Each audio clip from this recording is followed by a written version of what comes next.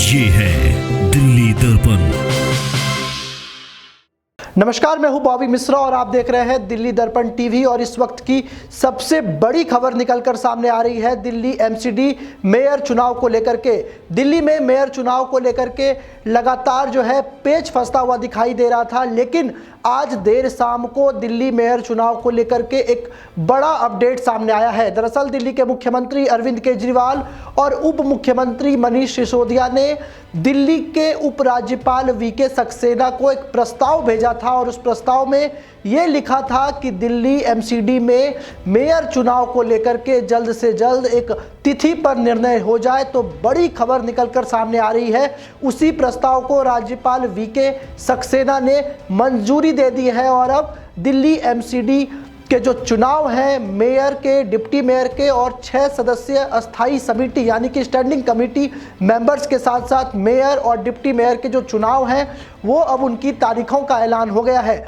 उपराज्यपाल से मिली जानकारी के अनुसार अब जिस प्रस्ताव को मंजूरी दे दी गई है उसमें दिल्ली के सीएम अरविंद केजरीवाल ने जिक्र किया था कि 6 फरवरी को इसको लेकर के इलेक्शन का समय दिया जाए। तो उपराज्यपाल वीके सक्सेना ने उस प्रस्ताव पर मंजूरी दे दी है, यानी कि अब आप कह सकते हैं कि एमसीडी चुनाव को लेकर के जो बैठक होनी है, जो चुनाव की प्रक्रिया होनी है वो अब 6 फरवरी को होगी। यानी कि एक बार फिर से 6 फरवरी को दिल्ली एमसीडी के मेयर के चुनाव को लेकर के बैठक होनी है। आपको याद होगा कि लगातार पिछले 2 बार से किस तरीके से एमसीडी इलेक्शन को लेकर के जब वहां पर पार्षद पहुंचे और चुनाव की प्रक्रिया शुरू हुई तो एक हंगामा खड़ा हो गया लगातार और उसके बाद इसको आगे टालना पड़ा। लेकिन अब जो खबर मिल रही है, जो बड़ी खबर आ रही है निकल के, वो ये कि 6 फरवरी को अब दिल्ली में एमसीडी के मेयर, डिप्टी मेयर और स्टैंडिंग कमेटी का चुनाव होना है। आपको बता दें कि इससे पहले 2 बार पीठासीन अधिकारी सत्या शर्मा द्वारा मनोनीत सदस्यों को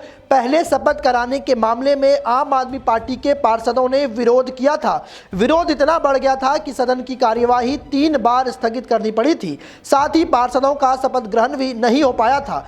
इसके बाद 24 जनवरी को उपराज्यपाल वीके सक्सेना ने पार्षदों को शपथ कराने को लेकर 24 जनवरी को बैठक बुलाई थी। इसमें मनोनीत सदस्यों की शपथ के बाद निर्वाचित सदस्यों की शपथ ग्रहण का कार्यक्रम पूरा हो गया था। लेकिन जैसे ही महापौर चुनाव की प्रक्रिया शुरू हुई तो सदन में एक बार फिर से हंगामा होने लगा।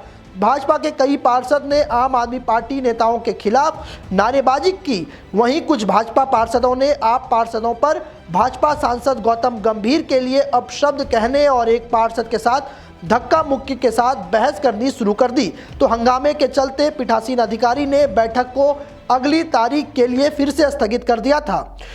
इस पर आपने भाजपा पर महापौर चुनाव से पूर्व भागने का आरोप लगाते हुए सदन में धरना दिया था। इसके बाद आपने सुप्रीम कोर्ट का रुख किया है।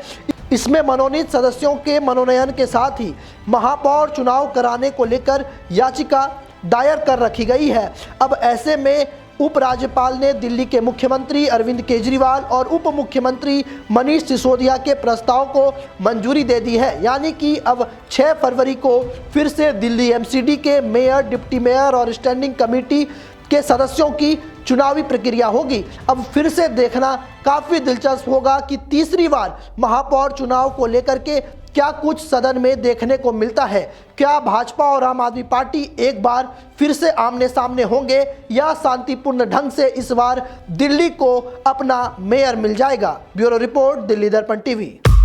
लेटेस्ट खबरों के लिए सब्सक्राइब करें हमारा YouTube चैनल या फिर लॉग ऑन करें www.delhidarpantv.com। खबरों की कवरेज और विज्ञापनों के लिए संपर्क करें इस नंबर पर।